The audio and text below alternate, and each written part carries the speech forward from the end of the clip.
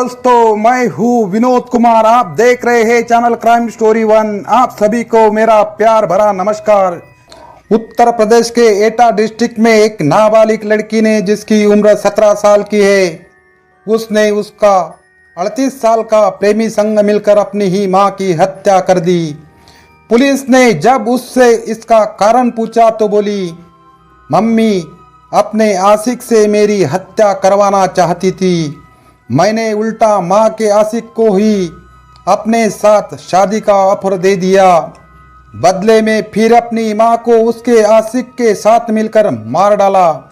माँ के कहने पर बेटी को मारने चला था कातिल। उत्तर प्रदेश के एटा डिस्ट्रिक्ट से कत्ल की ऐसी खौफनाक वारदात सामने आई है, जिसकी स्क्रिप्ट एक फिल्म की तरह है। आपको कहानी फिल्मी लगेगी, लेकिन कहानी फिल्मी नहीं, सच्ची घटना है।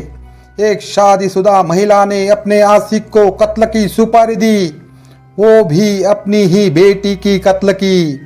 आशिक उसकी बेटी का कत्ल करने गया भी, लेकिन बेटी ने उसे ऐसी बात कही कि आशिक का मन बदल गया, उसका मन परिवर्तन हो गया। फिर उसने बेटी की जगह उसकी मां का ही कत्ल कर डाला। महिला की हत्या में उसकी बेटी का भी हाथ रहा।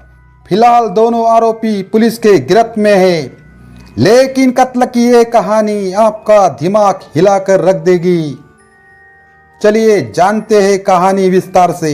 एटा के नया गांव का अल्लाहपुर गांव, यहाँ 32 साल की सीमा अपने पति व 2 नाबालिग बेटियों के साथ रहती थी। सब कुछ सही था, मगर इसी बीच महिला और उसकी बड़ी बेटी के बीच अनबन सी रहने लगी। कारण था महिला की बेटी का 2 लड़कों के साथ अफेयर था। महिला का मानना था कि वो दोनों लड़के आवारा किस्म के हैं, इसलिए वो बेटी को उनसे दूर रहने को कहती थी। लेकिन बेटी उसकी बात नहीं मानती थी, अपनी मनमानी करती थी।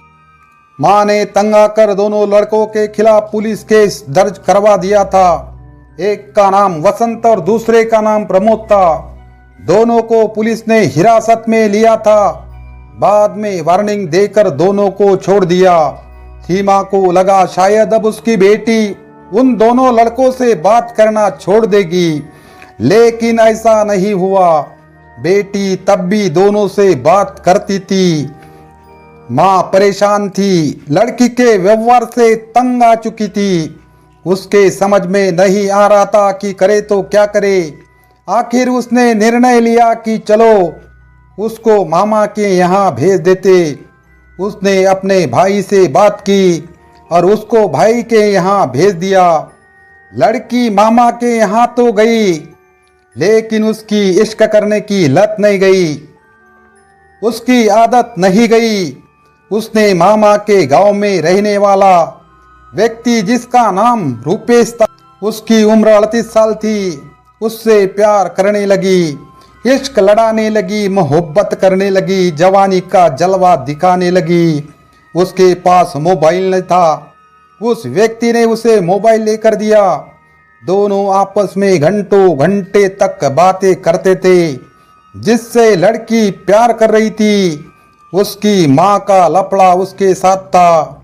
उसकी माँ के उसके साथ सालों से अवैध संबंध थे। लड़की और उस व्यक्ति के प्यार के चर्चे गांव भर होने लगे। मामा को भी उनके प्यार का पता लग चुका था। दोनों के प्यार के चक्कर से वो भी परेशान हो गया। आखिर उसने अपनी बहन को फोन लगाया और लड़की को लेके जाने को कहा। आग बबूला सीमा ने अपनी नाबालिग लड़की का मर्डर करने का फैसला लिया।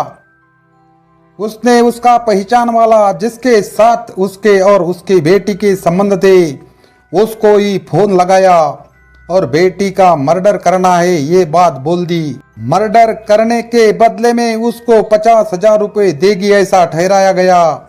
इसके बाद अचानक से 6 अक्टूबर को सीमा की लाश जसरतपुर इलाके में मिली। महिला के पति रमाकांत ने प्रमोद और वसंत पर हत्या का शक जताया था। पुलिस ने मामले की जांच की, लेकिन दोनों के खिलाफ कुछ भी खास सबूत नहीं मिला। इसके बाद पुलिस ने सीमा की कॉल रिकॉर्डिंग खंगाली। उसमें उन्हें पता चला कि सीमा की उसके मायके में रहने वाले रूपेश से बात होती थी। उसका लंबे समय से रुपेश से अफेयर चल रहा था। रुपेश 10 साल से रेप के अन्य केस में जेल में बंद था। 7 महीने पहले ही वो सजा काट कर रिहा हुआ है। सीमा लगातार उसके संपर्क में थी। दोनों के बीच घंटों घंटों तक फोन पर बात होती थी। बिना देर किए पुलिस रुपेश की तलाश में जुट गई, लेकिन पुलिस को पता चला कि रुपेश तो फरार है। पुलिस ने महिला की बड़ी बेटी के बारे में पता करने की कोशिश की। पता चला कि वो भी फरार है। इसके बाद मुखबिरों से पुलिस को एक ऐसी जानकारी हाथ लगी जिससे पूरा केस ही पलट गया। बताया गया कि रुपेश और मृतका की बेटी दोनों देर रात नगलाकलू इलाके में देखे गए हैं। इसके बाद 10 अक्टूबर को पुलिस की टीम नगलाकलू इलाके में दाखिल हुई। 5:52 पर नगलाकलू इलाके से रुपेश और सीमा की बेटी को गिरफ्तार कर लिया गया। फिर दोनों ने जो कहानी सुनाई उससे खुद पुलिस भी हैरत में पड़ गई। रुपेश ने बताया कि उसका सीमा के साथ अफेयर था। शादी के बाद भी दोनों के बीच अफेयर चलता रहा। कुछ समय पहले सीमा ने उसे बताया कि उसकी बड़ी बेटी 2 लड़कों से बात करती है, इससे वो परेशान है। रुपेश ने तब सीमा की बेटी को समझाया, लेकिन वो नहीं समझी। फिर सीमा ने रुपेश को कहा, तुम मेरी बेटी को मार डालो, बदले में मैं तुम्हें 50,000 रुपये दूंगी। रुपेश ने बताया, मैं सीमा की बातों में आ गया। फिर मैंने एक दिन सीमा की बेटी को अपने साथ लेकर गया। वहाँ मैंने उसे कहा कि मैं तुम्हें मार डालूंगा, मुझे तुम्हारी माँ ने तुम्हारे कत्ल की सुपारी दी है। इसके बाद सीमा की बेटी मुझसे लिपट कर रोने लगी। मुझे उस पर तरस आया और मैंने कहा कि चलो मैं तुम्हें नहीं मारूंगा। फिर मैं उसे लेकर आगरा गया। मैंने सीमा से कहा कि मैंने उसका काम कर दिया है। मैंने सीमा से 50,000 रुपये मांगे तो मुझे बहानेबाजी करने लगी। आरोपी ने बताया, 2-3 बार कहने पर भी सीमा ने मुझे पैसे नहीं दिए, तो मैंने उसे सच बता दिया। कहा कि मैंने तुम्हारी बेटी को नहीं मारा, उसे तुम ले जाओ। इस पर सीमा ने कहा, तुम मेरे सामने मेरी बेटी को मार डालो, मैं उसी समय तुम्हें पैसे दे दूंगी। मैंने ये बात सीमा की बेटी को बता दी। तब उसकी बेटी ने मुझे कहा कि अगर मैं उसकी माँ को मार डालूंगा तो वो मुझसे शादी कर लेगी। बस फिर हमने सीमा को आगरा 5 अक्टूबर को हम गांव वापस जाने के लिए निकल गए। उसके बाद पिकअप में बैठ कर आए और अलीगंज के पिपरन चौराहे पर उतरे। सीमा ने बेटी को मारने का इशारा किया। मरने वाली तो सीमा थी, लेकिन उसे हमारे प्लान के बारे में कुछ मालूम नहीं था। सीमा को हम खेत में लेकर गए। पहले पीट पीट कर अधमरा किया।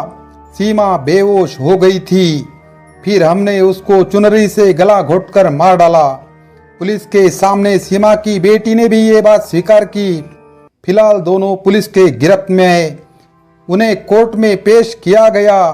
मामले में आगामी कार्रवाई जारी है। उधर महिला के शव का पोस्टमार्टम करवाकर उसे परिजनों को सौंप दिया।